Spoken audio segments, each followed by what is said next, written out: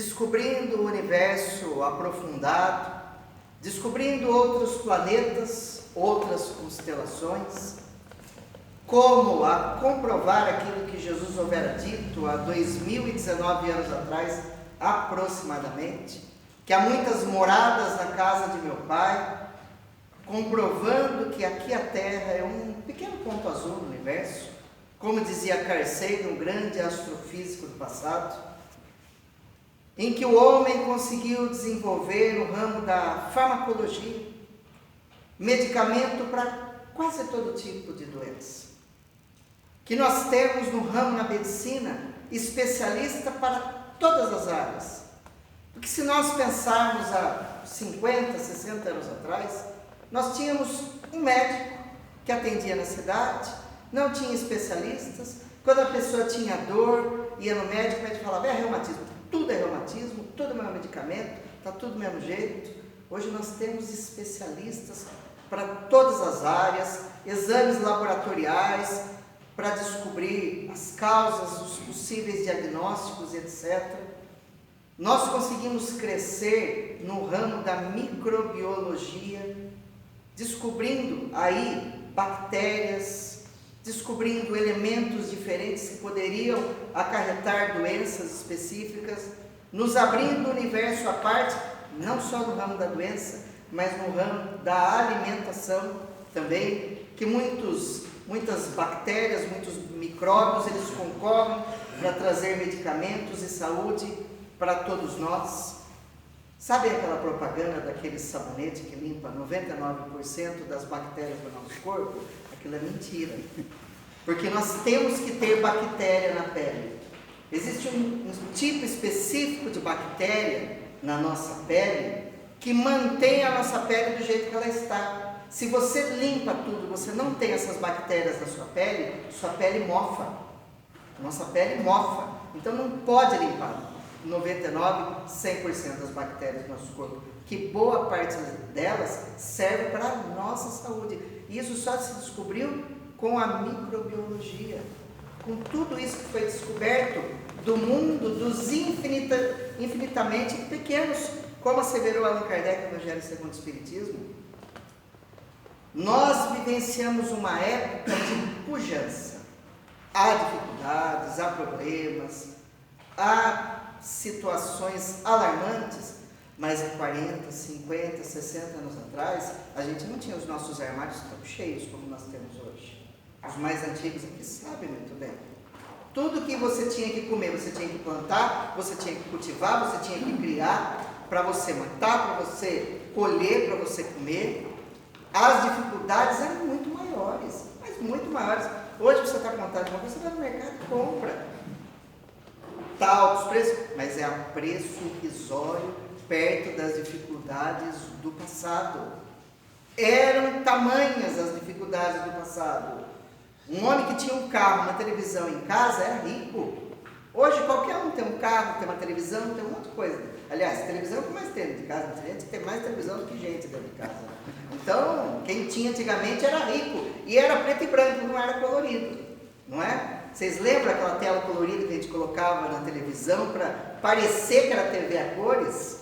Os mais jovens não sabem o que é isso. Mas o que? Era a tela ou era azul, ou era verde, ou era vermelho. Então você colocava aquela tela de vidro na frente da TV, tudo ficava azul, tudo ficava vermelho, tudo ficava verde. Era essa TV a cores do passado. Hoje o que nós temos? Tecnologias fora do comum. Não é?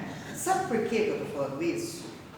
Nós estamos passando um período difícil, nós estamos. Mas já foi muito pior. Hoje nós estamos reclamando de barriga cheia no mundo. Estamos. Existem os miseráveis? Sempre houver. Ainda existem porque o homem não é pródigo. Porque o homem não ama. Porque o homem prefere conquistar as coisas para si através de um consumo irrefreável do que auxiliar o próximo. Se nós nos mantivéssemos com a cabeça erguida para auxiliar nosso próximo, nós não teríamos miséria.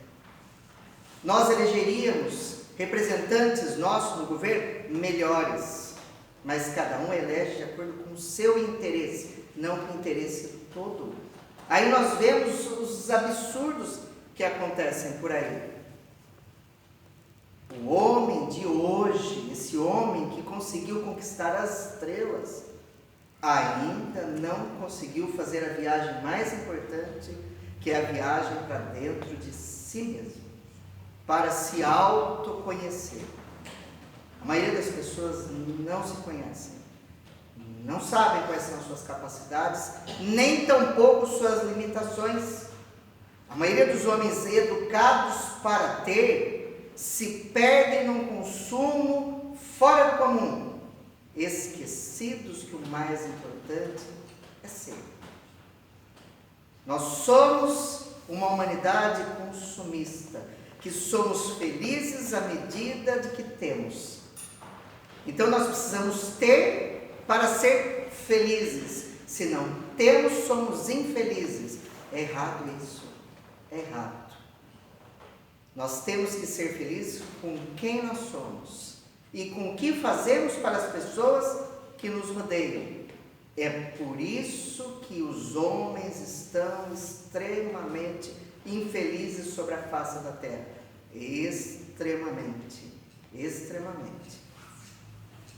A Organização Mundial de Saúde nos informa que a depressão, a doença do século, hoje ela está em terceiro lugar na causa de mortes no mundo.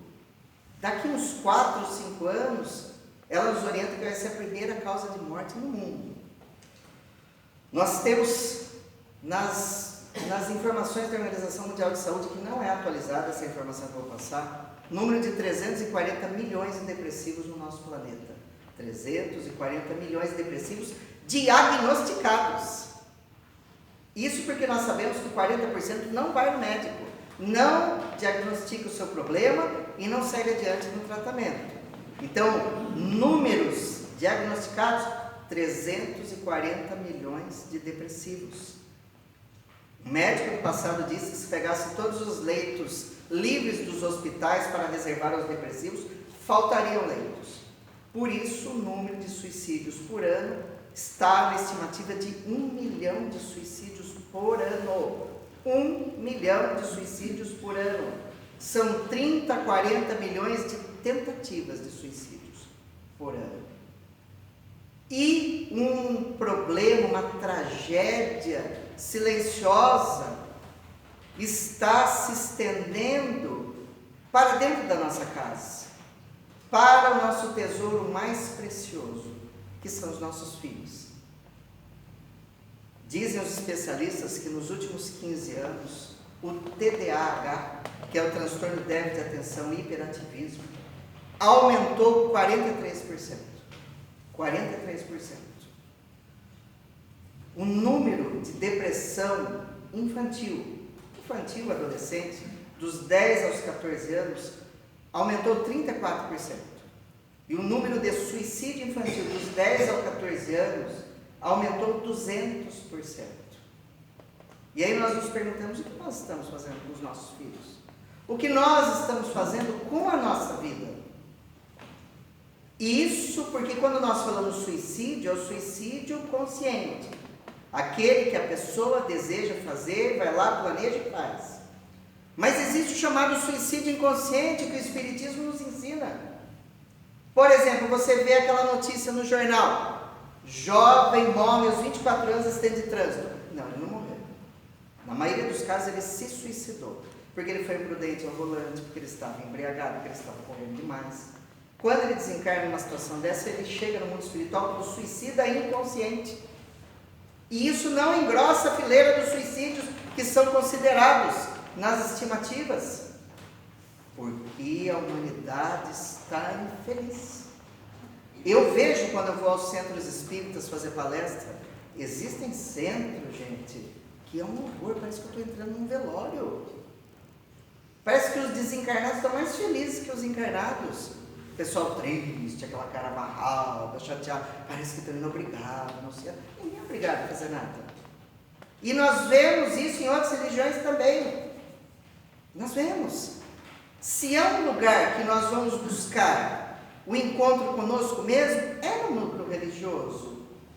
Não que o núcleo religioso vai resolver o nosso problema, mas vai dar o caminho para a gente se auto-encontrar.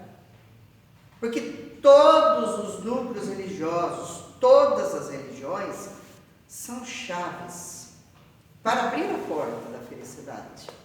Mas nós temos que fazer o esforço de virar a chave. Nós temos que fazer o esforço de empurrar a porta para entrar. E muitos querem que a religião venha na sua casa, tirá-lo daquela obtusidade, daquele sofrimento, daquela preguiça, para que a pessoa possa ser feliz. Não vai ser feito assim. Porque nós temos que tomar a iniciativa de buscar a nossa felicidade. Em todos os lugares do mundo nós a encontramos. Porque a verdade não é premissa de uma religião ou de uma mente. A verdade está distribuída no planeta. Conta uma lenda antiga que um dia Deus enviou a verdade para a terra, no espelho. E quando caiu, pá, quebrou em diversos pedacinhos. Então cada um tem um pedaço da verdade. Ninguém a tem integralmente. Aliás, teve um que não era daqui, que veio para cá, que trouxe a verdade integral. Veio e foi embora deixando os seus discípulos, diversos em todos os tempos, para continuar em sua palavra, que foi o único Espírito puro que aqui pisou, que foi Jesus Cristo. E fazem 2019 anos, aproximadamente, que os números não são corretos, que nós nos acotovelamos para entender o que Jesus transmitiu. Mas, como eu disse que a verdade existe em todos os pontos, aproximadamente uns 20 anos atrás, eu li uma obra excelente, maravilhosa, de um escritor chamado Dom Miguel Ruiz, em que ele traz o ensinamento do povo tolteca da Cidade das Estrelas no México, em que ele ensina que esse povo, para manter a paz e a harmonia, esse povo extremamente elevado, com conceitos elevados, tais como os celtas, da onde veio o espírito de Allan Kardec, passou uma de suas existências, tais como os gregos, os hindus, os hebreus. Eles não criaram regras de conduta, porque todo povo tem uma regra de conduta, tem uma constituição, tem uma regulamentação. Eles preferiram criar compromissos, 4 compromissos específicos, que ao longo dos anos eu denominei de as regras de ouro da felicidade. Porque todos aqueles que seguissem esses 4 compromissos, inevitavelmente iriam alcançar a felicidade.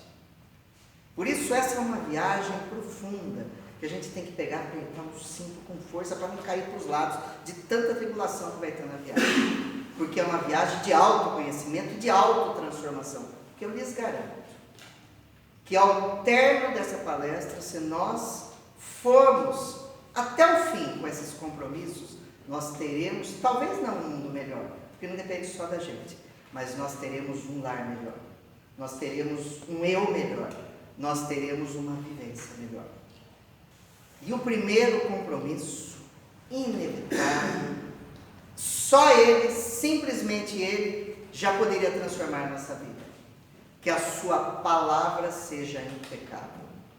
Só esse compromisso já seria suficiente. Porque muitas pessoas acham que as palavras não são nada. Ah, eu falei, mas não liga não, foi no calor das coisas. Não é verdade. Não é verdade. Jesus Cristo dizia, a boca só fala do que o coração está cheio.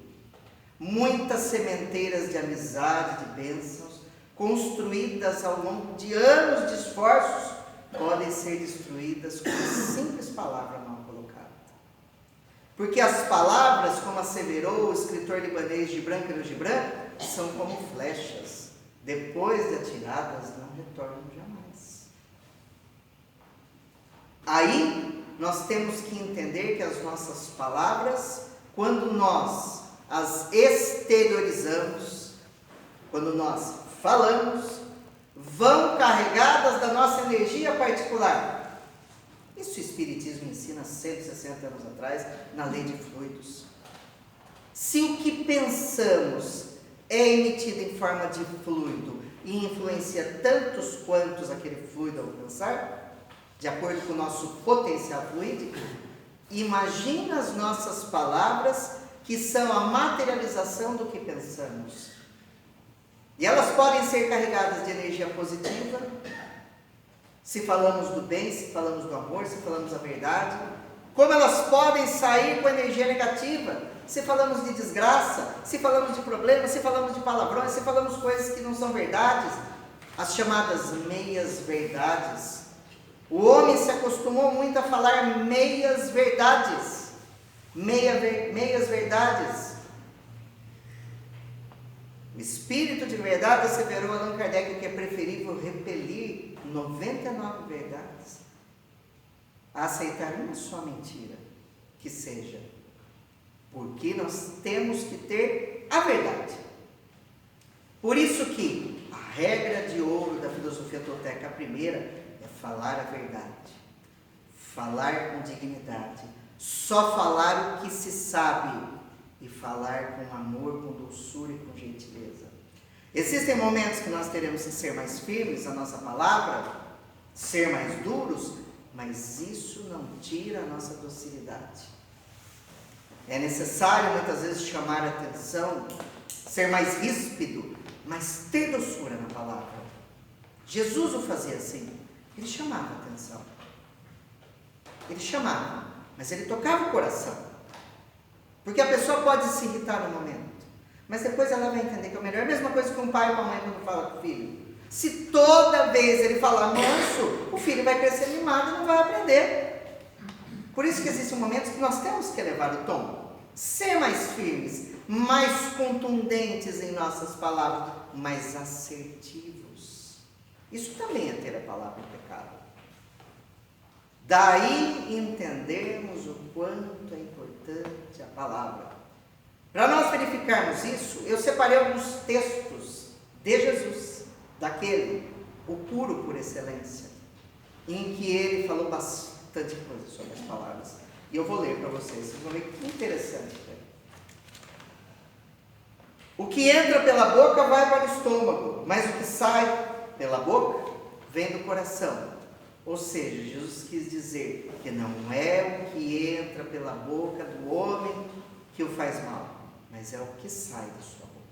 Porque tem muitas pessoas que acham que vão alcançar o reino dos céus ou a divinização através de uma dieta específica, através de uma vestimenta específica, de uma cor de vestimenta, através de uma opinião sexual, através de uma opinião política.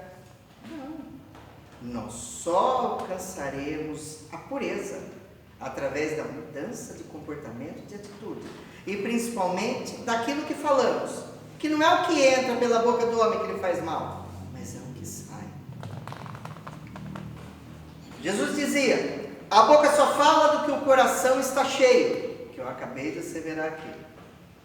Seja o seu falar sim, sim, não, não. É a convicção. O homem com a palavra impecável é aquele que sabe o que ele fala.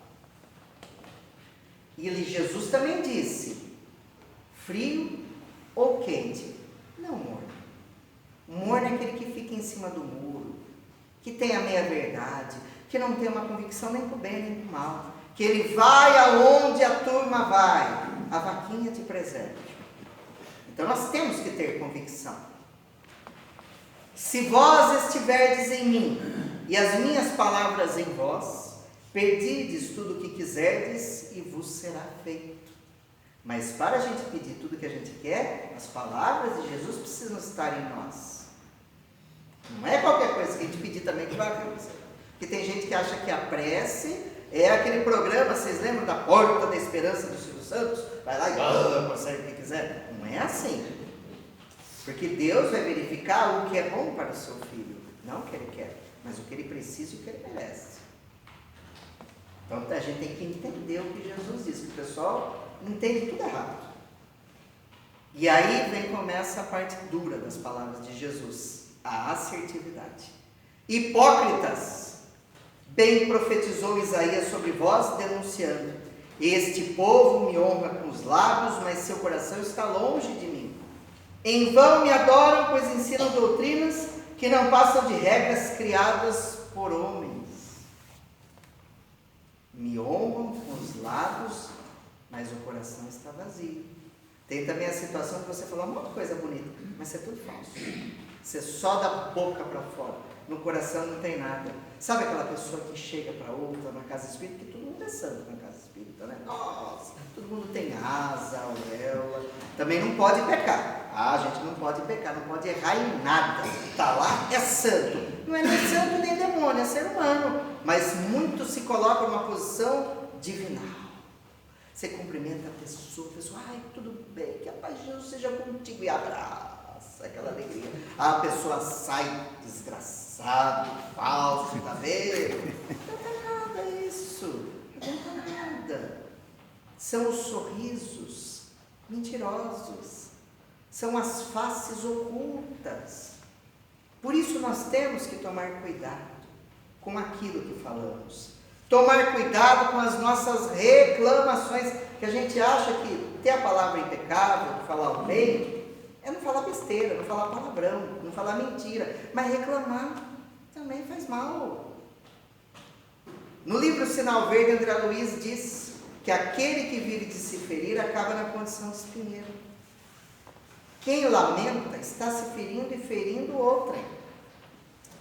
André Luiz, quando ele foi para o umbral, após desencarnar, ele ficou 8 anos no umbral. 8 anos. E nesse período ele passou por toda sorte de sofrimentos. Toda sorte de sofrimentos.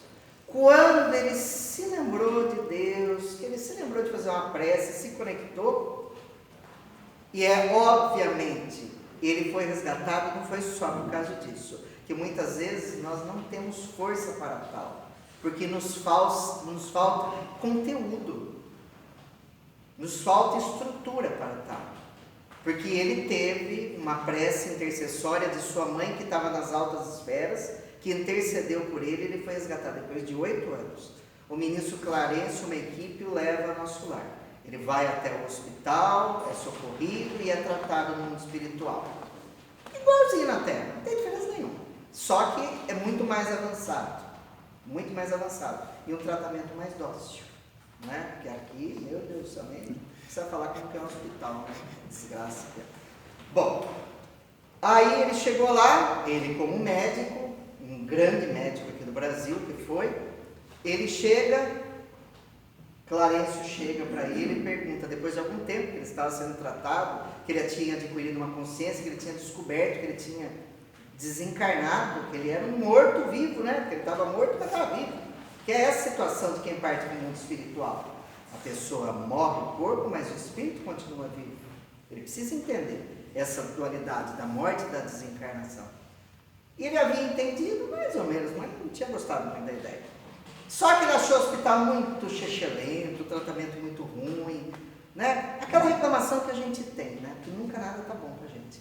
Clarencio vem e pergunta, André, melhorzinho? Ah, para que perguntar, né? Imagina, você pergunta a uma pessoa mal-humorada uma coisa, imagina que ela vai responder. Ele fala, tá tudo péssimo aqui, imagina, aqui não tem atendentes, ninguém vai fazer exame em mim, ninguém me dá remédio, só me dão água, todo dia fica impondo a mão em mim aqui, não falam o que eu tenho, não falam onde está minha família, o atendimento é péssimo, horroroso, eu não gosto do hospital, o que está acontecendo? E Clarencio escutando.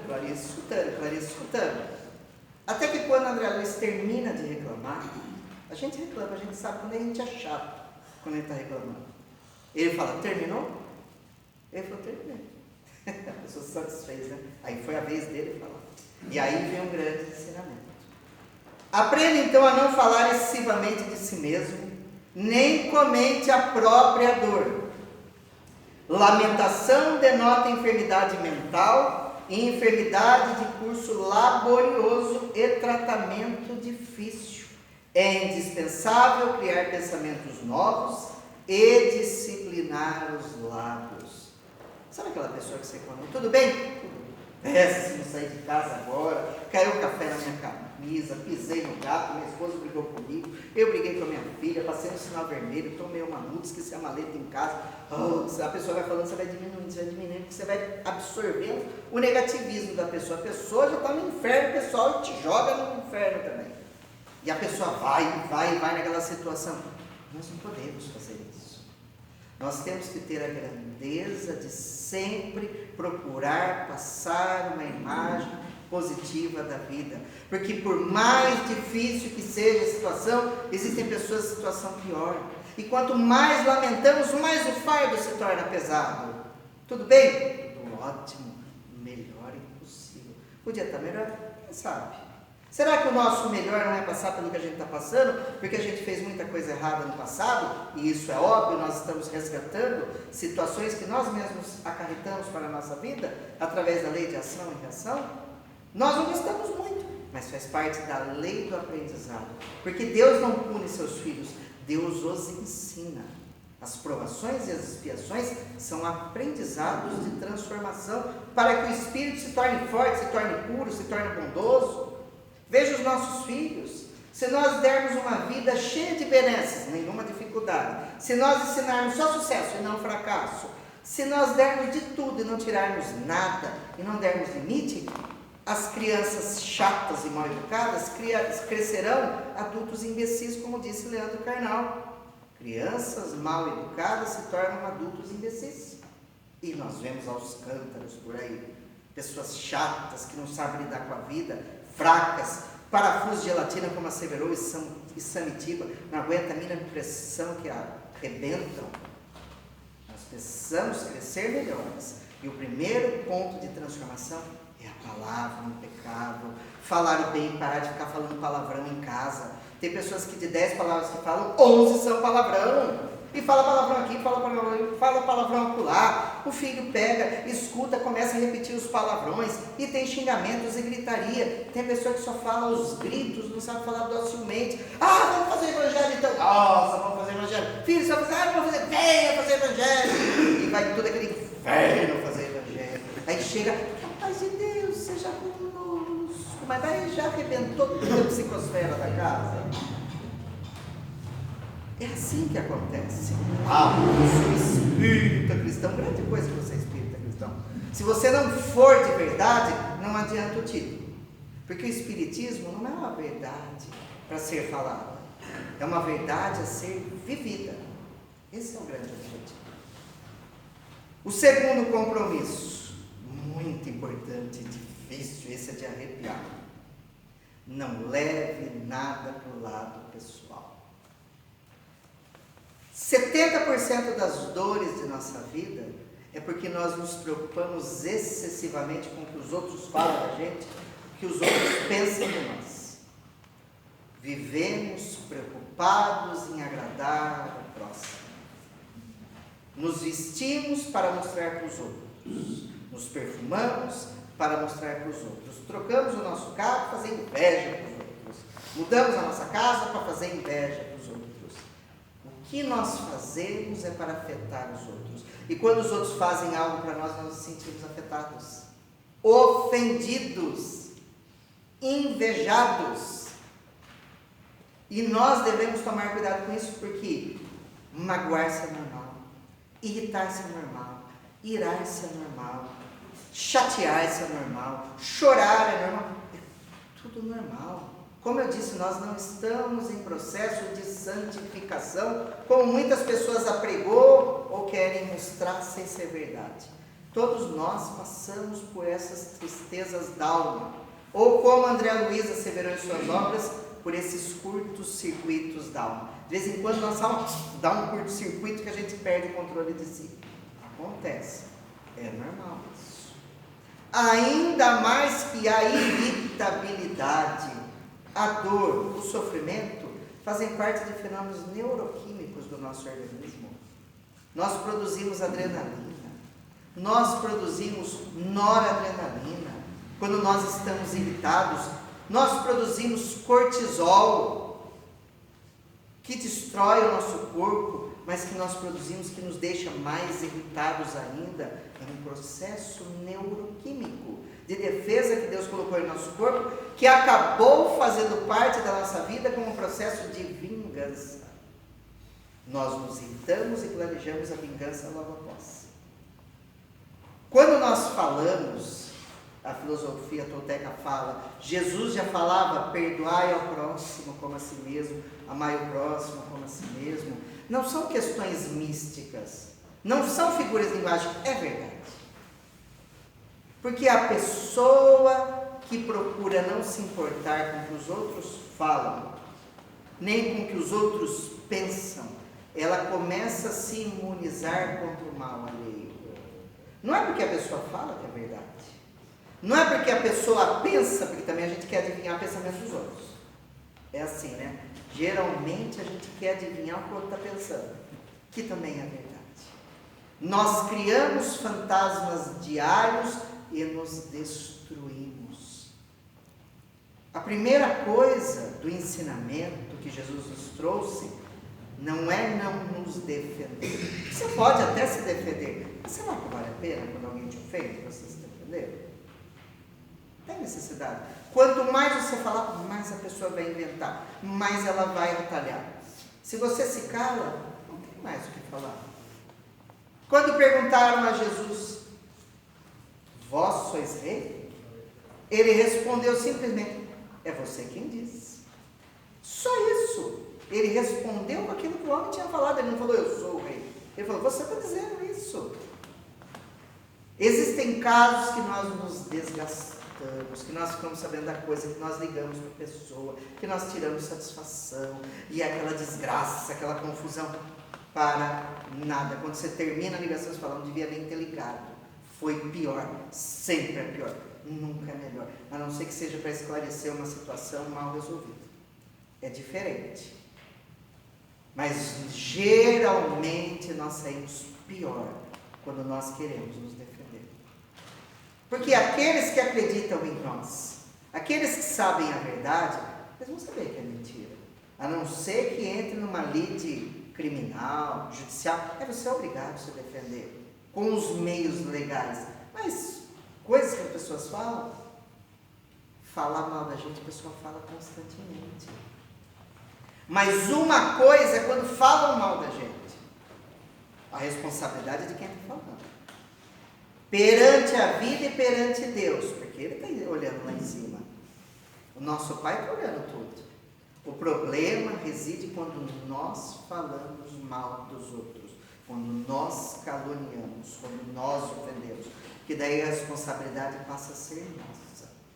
Joana de Ângeles, através de Valdo Pereira Franco, teve a grandeza de, numa frase, dizer: o mal não é o mal que me fazem. O mal que me faz mal é o mal que eu mesmo faço, pois me torna mal.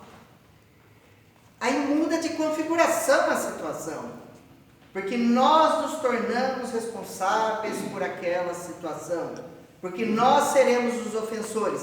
E todo mundo aqui já teve o seu pecadinho. Já ofendeu, já machucou, já falou que não devia. Passado a hora da raiva, a hora do desequilíbrio, do curto-circuito, o que é que acontece, gente? Depois que passa, a hora que vem o equilíbrio e a paz de espírito, a gente fica uma desgraça por Deus. A gente fica destruído, o arrependimento corrói, a dor nos consome e nós não vemos a hora de nós repararmos a situação, mas o orgulho não deixa. O orgulho não deixa. E muitas vezes fica numa situação de inimizade e de problema por 30, 40 anos, principalmente dentro do próprio lar. Porque nós não temos a humildade de entrar por um lado e sair por outro. O Emmanuel uma vez falou para o Chico: Chico, o que é melhor? Ser feliz ou ter razão? Que nós queremos ter razão sempre. Darmos a palavra final, ser os vencedores da discussão, não é assim? Mas será que a gente vai ser feliz no final? Ou a gente vai ser tido como chato? A hora que sair da roda, nossa, aquele é chato, insuportável, só ele quer ter razão. Não adiantou nada. Você vai acabar sozinho e com dor e com sofrimento. Quando nós nos imunizamos, evitamos desgaste desnecessário. Conta uma história que existiam duas vizinhas que moravam uma do lado da outra. Elas se odiavam. Brigavam constantemente durante 40 anos, foi assim. Era a Clotilde e a Maria. Um dia a Maria decidiu acabar com a confusão. Eu não vou mais brigar. Quero fazer as pazes com a Clotilde. A encontrou por coincidência no supermercado. Falou: Clotilde, minha amiga, vamos parar de brigar, vamos fazer as pazes. 40 anos brigando é muito tempo. A Clotilde, com aquele pé meio atrás, que a gente vira e mexe livre, né? Ela falou: não sei, vamos pensar a respeito. E foi para casa. No caminho, ela foi com aquele pensamento maquiavélico, pensando: a Maria é uma falsa. Ela está mentindo. Ela quer fazer isso para me prejudicar. É mentira. Também eu vou fazer algo para ver mesmo. Aí o que aconteceu? A Clotilde fez uma embalagem e mandou bonitinha para a Maria. A Maria então recebeu e falou: e a Clotilde aceitou meus pedidos de paz. Então ela desembrulhou aquele laço vermelho, aquela embalagem linda, achando que eram flores. Quando ela abriu, era esterco de vaca. Um monte dentro da embalagem de esterco, aquele esterco fedoreiro. Ela falou: tá bom, deixou quieto. E ainda veio com um bilhete: manda esse presente como prova da minha aceitação à sua amizade. Olha que beleza, hein? Passaram-se meses. A Maria envia outro presente para ela, uma embalagem bonita com laço dourado. A Clotilde fala: tá vendo como ela não queria minha amizade? Ela queria se vingar, ela queria brigar. Olha aqui, eu vou abrir só para ver o que essa mocreia mandou para mim. Pegou, soltou o laço dourado, abriu aquela embalagem linda. Quando ela viu, flores maravilhosas, as mais lindas que ela tinha visto, e junto um bilhete. Ela ficou boquiaberta, não sabia o que falar, porque a atitude positiva destrói a pessoa negativa, a pessoa maldosa. Estava escrito no bilhete: minha amiga Clotilde, mando este presente como resposta ao presente que você houvera me mandado, porque o esterco que você me mandou, eu adubei o meu jardim, de onde saíram essas flores maravilhosas, pois cada um dá de si o que tem de melhor. Uns dão esterco, outros dão flores. Por isso a gente precisa definir na nossa vida: a gente vai dar o que para os outros? Esterco ou flores? Daí tomar muito cuidado, porque quando nós não levamos para o lado pessoal as coisas, que tudo a gente acha que é para a gente, não é? Nunca nós somos a causa. A causa da pessoa falar mal da gente está na sua falta de amor próprio, está na sua raiva interior, está na sua falta de aceitação do mundo. Senão ela não faria isso. O terceiro compromisso, que é muito importante, só esse compromisso também, nossa mãe do céu, eu garanto, transformaria a nossa vida. Em qualquer situação, não tire conclusões precipitadas. Esse é o terceiro compromisso. Normalmente nós tiramos conclusões precipitadas das situações. Criamos fantasmas, desejamos ler a mente alheia. Não é assim? Nós geralmente imaginamos o que a outra pessoa vai falar. Tanto que a gente não deixa a pessoa terminar. A gente fala a outra metade que a pessoa vai falar, concluindo antes dela, que é um ato de falta de educação terrível. E de pressa, de ansiedade. Parece aquelas crianças de 10 anos com ansiedade de falar. Quem fala mais rápido? Muitos de nós adultos fazemos isso.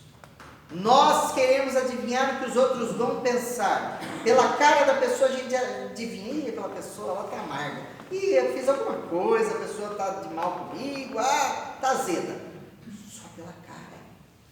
Não tem acreditado que quem vê cara não vê coração? E não vê, gente. Quanta pessoa que eu vi nesse mundo com a cara amarrada. Quantas vezes eu fazendo palestra, gente, pessoa com a cara amarrada, palestra inteira, eu falo: ai meu Deus do céu, essa pessoa deve estar odiando, ai meu Deus, essa pessoa deve estar com raiva. Você pensa e fala: ai, acho que eu falei alguma coisa que incomodou a pessoa. Não estava tudo bem. No outro dia eu recebo no meu Facebook a mensagem da pessoa dizendo: adorei sua palestra, nossa, tal ponto foi maravilhoso, daquilo que você menos imagina. Menos imagina. Agora tem gente que não gosta, né? Você olha, a pessoa não faz questão de deixar para trás. Mas na maioria das vezes nós concluímos equivocadamente. É por isso que a gente tem que ter a grandeza e a coragem de expressar o que nós estamos sentindo. Óbvio que não tudo. Porque se a gente falar tudo que a gente sente, tudo que a gente pensa, nossa, vira um inferno, vira uma Sodoma e Gomorra na terra. Não tem como. Mas quando você quer falar com alguém, quando você está incomodado, você tem que procurar a pessoa e ser claro. Também não adianta falar meia palavra, porque tem gente que fala meia palavra. A pessoa vai falar e fala metade do que ia falar, não fala inteiro. Aí a pessoa não entende nada que a outra está falando. É muito comum acontecer isso. E eu vou contar um caso para vocês que é muito interessante.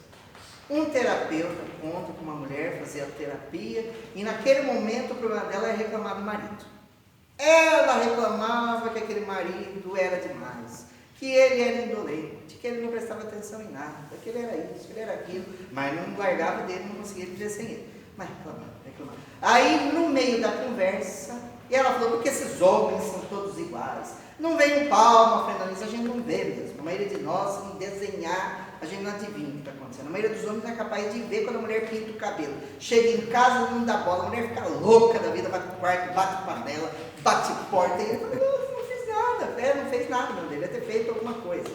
Nós fazemos isso. Temos que tomar cuidado. Tem que olhar com mais carinho. A mulher ficou o dia inteiro, se não beleza, demora o dia inteiro. Nunca vi demorar tanto assim esse negócio. Aí chega aquele cabelo tudo. Ei, benzinho, já pensou? O outro fala: a cabeleireira faltou? Nossa, é uma panelada na cabeça, na hora, né? Imagina. Mas ela contando assim: porque meu marido é igual todos os homens, o terapeuta era homem, né? Joia. Ela pegou e falou: nós fomos na missa no sábado. Hora que terminou, eu de braço dado com ele, comigo, aquela alegria, aquele amor, vizinho pra cá, vizinho pra lá. Ele falou: vamos embora então, benzinho.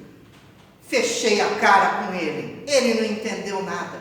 O terapeuta falou: mas por que você fechou a cara com ele? Ah, por quê? Por quê, doutor? Ele falou: porque eu quero saber. Porque daí esse momento é um momento de adivinhação, né?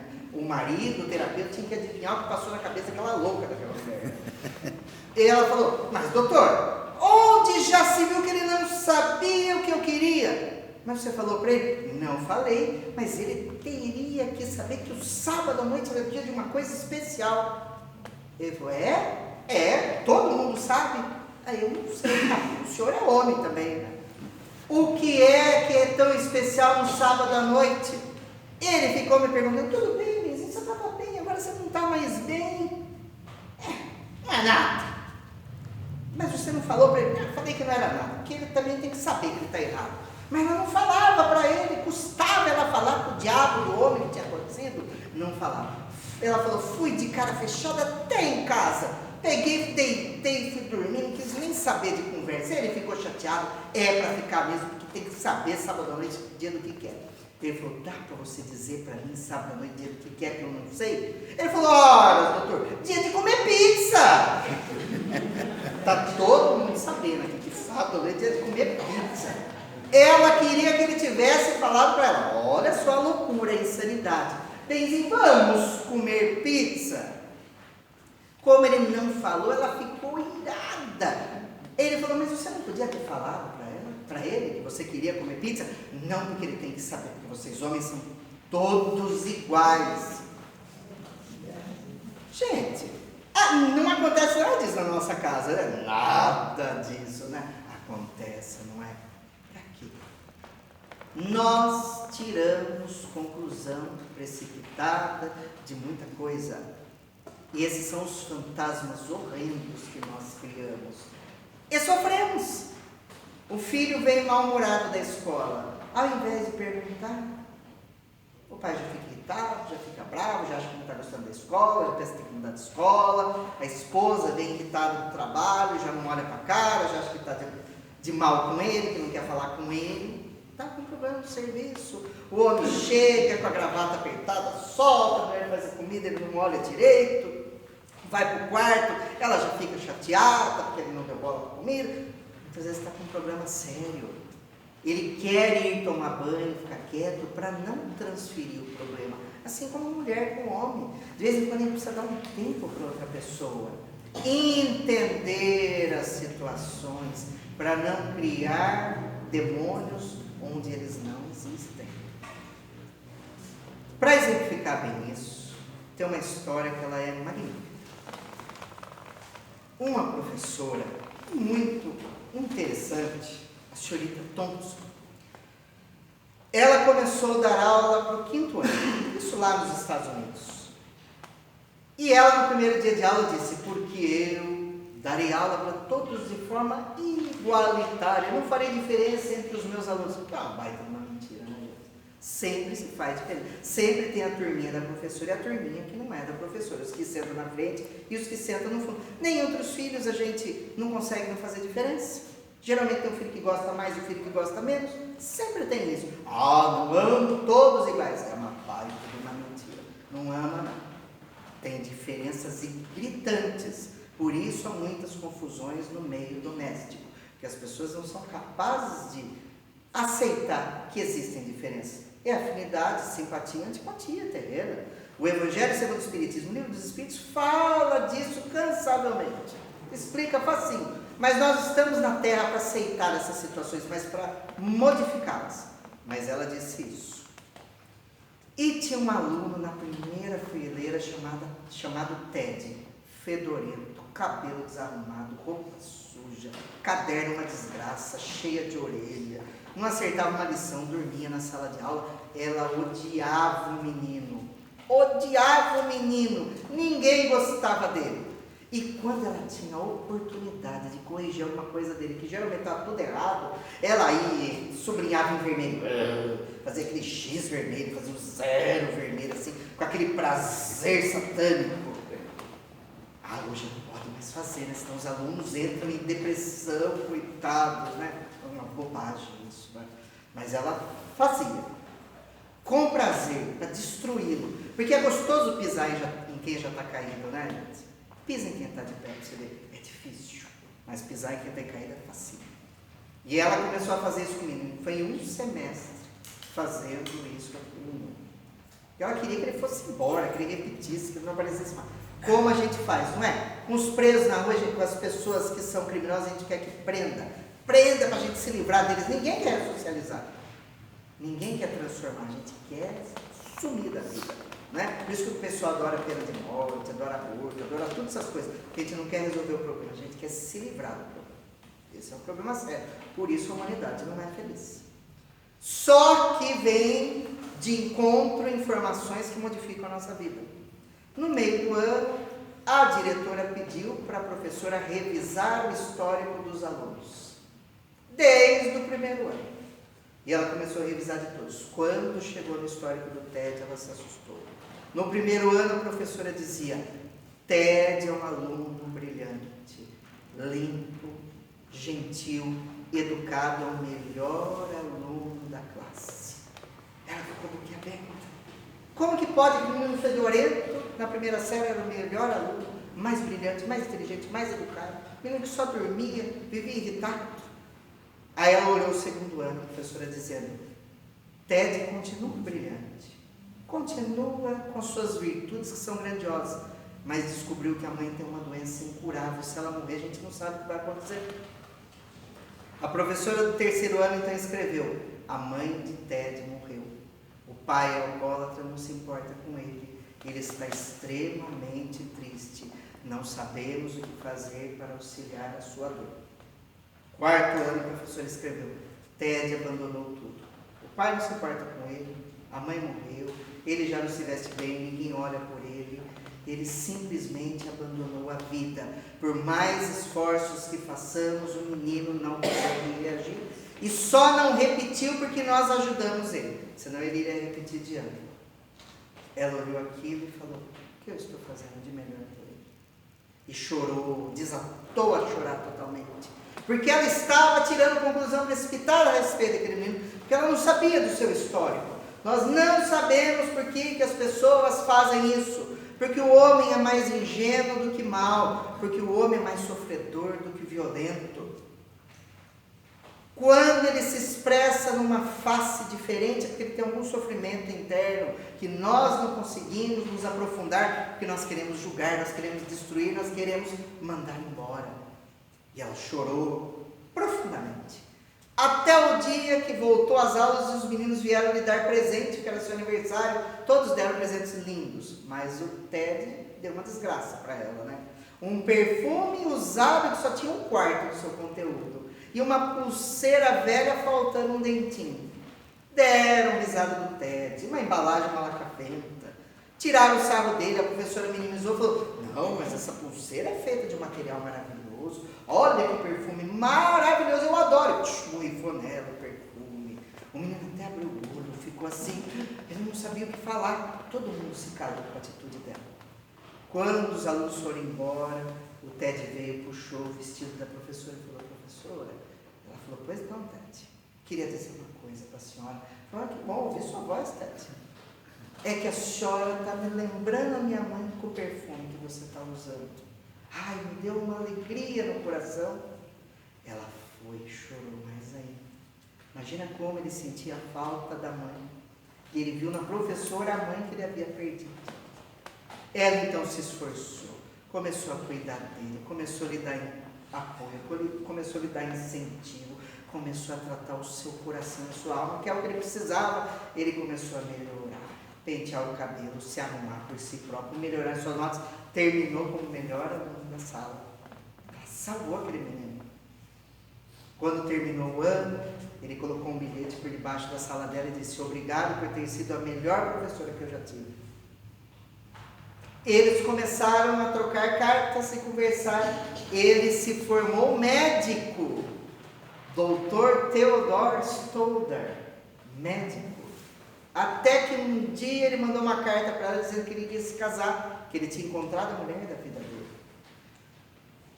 Mas que como ele não tinha pai nem mãe, se ela não podia representá-los no casamento. Ela foi toda feliz, toda feliz.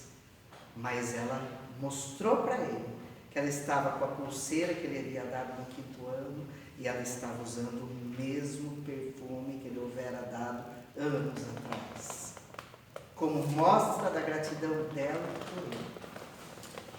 Ele se casou, ele abraçou ela no final do evento e disse: obrigado por ter salvo a minha vida. Ela falou: eu que agradeço, porque antes de você aparecer na minha vida eu dava aulas. Depois de você aparecer na minha vida e me salvar, eu comecei a educar. Por isso, nós devemos tomar cuidado com a nossa vida. E para finalizar, o último compromisso que encerra com chave de ouro todos eles e que transforma de fato a nossa vida. Em qualquer circunstância, dê sempre o melhor de si. É algo renovador e revolucionário dar o melhor de si sempre. Porque nós vivemos num período no nosso planeta, principalmente no nosso país, que nós achamos que fazer mais ou menos as coisas está bom, não é? Nós nos preocupamos em ter uma casa excelente, não é? Temos uma casa, a gente quer trocar e quer ter uma outra melhor. Se nós temos um carro, no outro ano a gente tem que trocar, porque ele ficou velho e não presta. Se eu ganho um pouquinho de dinheiro, tem que ganhar mais dinheiro. A gente pensa que se a gente tem alguma coisa, a gente tem que ter mais. Mas a gente pode ter uma casa mais ou menos. A gente pode ter um carro mais ou menos. A gente pode ter um emprego mais ou menos. E até ganhar mais ou menos. O que a gente não pode é ser uma pessoa mais ou menos. O que a gente não pode é amar mais ou menos. O que a gente não pode é abraçar mais ou menos. O que a gente não pode é beijar mais ou menos. Por isso que as nossas virtudes não podem ser mais ou menos. Elas têm que ser integrais, completas, profundas. Quando eu faço o meu melhor, e sei que eu fiz o meu melhor, isso vai me evitar ter autoculpa, auto-arrependimento e auto-sofrimento.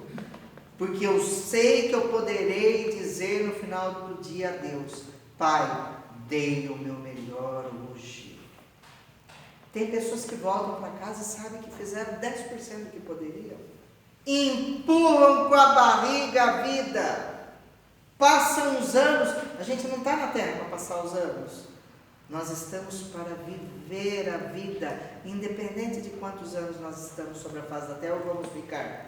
Mas nós temos que viver cada dia como se fosse o último, da melhor forma possível. E devemos entender que dar o melhor muda sempre. O melhor que eu estou dando agora, amanhã eu posso dar mais. Fiz uma palestra excelente. Amanhã eu faço outra e falo, aquela foi uma porcaria. Essa é melhor. Porque o meu melhor muda sempre. No meu serviço, ser o melhor, mas me pagam mal. Mas você sabia quanto você ia receber. Mas não tem reajuste. Faça a sua parte, que uma hora abrirão portas melhores. Que não diz que Deus fecha uma janela e abre uma porta. Abrem portas melhores e pelos seus méritos você encontra algo melhor. Não é sendo indolente que você vai conseguir coisas melhores. Você sempre vai para pior. Mas a minha esposa não dá bola para mim. Será que não é porque você não dá bola para ela? Será que é porque você não olha ela como mulher, mas como empregada? Mas os meus filhos brigam comigo. Mas será que não é porque você briga com os seus filhos? Quando foi que você falou que os ama? Quando foi que você os abraçou? Quando foi que você deixou de dar presentes e esteve presente na vida deles? Tudo isso é dar o nosso melhor. É isso que a doutrina espírita nos ensina com a reencarnação, que nós temos sempre oportunidade de recomeçar. Sempre nós temos oportunidade de recomeçar. Vou contar essa história para finalizar, que eu acredito que vai fechar com chave de ouro. Uma mulher numa UTI pediátrica do hospital em Los Angeles, é uma história real. O filho com 6 anos estava com leucemia. O médico vem para ela e diz, o seu filho vai viver até sexta-feira, ele não tem mais chance de vida. Isso era uma segunda-feira. Ela fica dizendo, mas doutor, não tem o que fazer? Não tem o que fazer. A transfusão de medula, o transplante de medula não deu certo, ele não reagiu, ele vai morrer. Aí ela saiu pelo corredor para chorar, para não chorar perto do menino, chorar na frente do Bill de 6 anos. Quando ela voltou, e essa criançada tem uma esperteza, ele falou, o que foi que o doutor disse, mamãe? Não disse nada de importante. Quanto tempo eu tenho, mamãe? Não, só Deus sabe. Quanto tempo o doutor falou que eu tinha? Ela falou, você só dura até sexta-feira, meu filho. Ele parou e falou, olhou para cima e disse, como eu queria ser bombeiro voluntário. Era o meu sonho. Qual sonho de criança não é assim? Aí ela parou, chorou com a dor do filho e falou, já sei o que fazer, porque você tem que ser proativo. Ela saiu, foi no telefone, ligou para o Corpo de Bombeiros de Los Angeles, atendeu uma voz do outro lado, disse, quero falar com o comandante. Ele respondeu, é ele, queria fazer um pedido para o senhor. Meu filho Bill tem 6 anos e está morrendo de leucemia. O senhor pode mandar um soldado do Corpo de Bombeiros para visitá-lo, para ele se sentir feliz, porque ele queria ser bombeiro voluntário, mas vai morrer, não vai dar tempo. O comandante falou, posso fazer sim, minha senhora, mas posso fazer mais. O que o senhor pode fazer mais? Quarta-feira da semana que vem vai ter uma formatura de bombeiros voluntários. Me passe as medidas do seu filho, que nós fazemos a farda aqui no quartel. Eu vou fazer uma farda com ele e vou formá-lo como bombeiro voluntário. Mas o senhor pode fazer isso? Posso fazer sim, minha senhora. Eu sou o comandante, sou eu que mando. Ela ficou toda feliz. Mandou as medidas para ele, foi para o quarto e falou, Bill, você vai ser bombeiro voluntário. Falou, vou, mamãe, mas você vai ter que viver até quarta-feira. Ele teve uma descarga de adrenalina, durou até quarta-feira. Vieram, vestiram-no com afardamento de bombeiro, levaram cadeira de roda de um lado, soro do outro, médico do outro, levaram até o Corpo de Bombeiros. Teve aquele evento maravilhoso, o dia era lindo. Foram hastear a bandeira. O comandante disse, bombeiro Bill, ajude a hastear a bandeira. Ele foi então, aquele bracinho com o sorinho, foi lá e puxou, hasteou a bandeira dos Estados Unidos. Aí ele falou, bombeiro Bill, hora da formatura. Foi aquela coisa bonita, ele recebeu o diploma, com aquele uniforme, capacete, tudo bonitinho. Soou o alarme do quartel. Era um incêndio. Bombeiro Bill, vamos apagar o incêndio. O médico olhou para o comandante, olhou para o menino. Tadinho. Tirou o soro do menino, colocou na viatura. Então, morreram mesmo. Que diferença ia fazer? Foi para o local, era incêndio de pequeno foco. Foram apagar. Aí ele falou, bombeiro Bill, ajude a apagar o incêndio. O menino pegou e encostou na mangueira, apagou o incêndio. Ele voltou para o hospital, estava morrendo. Feliz como bombeiro voluntário. Passou um dia, passou 2, ele foi perdendo a consciência, se enfraquecendo, entrando naquele momento em que o espírito começa a se desligar do corpo. A mãe, então, muito triste, vendo que o filho estava partindo, resolveu ligar de novo para o comandante do corpo de bombeiro. Ligou e falou, queria falar com o comandante. E ele então respondeu, sou eu mesmo. Queria dizer que o bombeiro Bill está morrendo. Ele está morrendo. O senhor poderia mandar um bombeiro aqui só para despedir dele, para ele morrer feliz? Ele falou, poderia sim, minha senhora. Pelo nosso bombeiro Bill, eu poderia. Mas eu fazer mais. O que o senhor poderia fazer mais? Avise o centro social daí do hospital que eu enviarei viaturas com a sirene ligada. Em que andar ele está? No 3º andar, primeira janela. Nós entraremos pela janela, 10 bombeiros no quartinho dele, para visitá-lo. Ela falou, ok. Avisou todo mundo, em 15 minutos estavam as viaturas no hospital. Subiram a escada Magírios.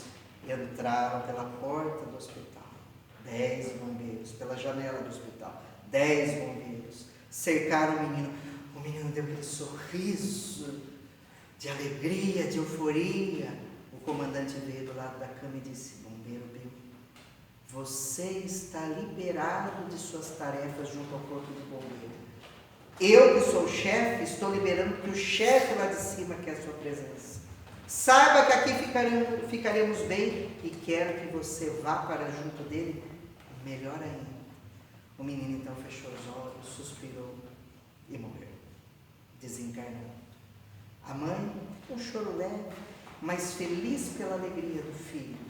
Eles então tocaram o som do silêncio que é tocado nas batalhas. E o menino partiu para o mundo espiritual feliz, porque alguém fez mais do que poderia ter feito. Sempre nós podemos fazer mais do que aquilo que nós fazemos. E se nós fizermos isso dia após dia, se nós formos melhores hoje do que nós fomos ontem, amanhã, do que estamos sendo atualmente, muitas coisas boas irão acontecer na nossa vida. E essas muitas coisas boas serão para a nossa felicidade, serão na felicidade alheia. Porque é assim que se faz o mundo, fazendo coisas melhores, sendo uma pessoa de bem, uma pessoa decente, sendo o verdadeiro espírita cristão.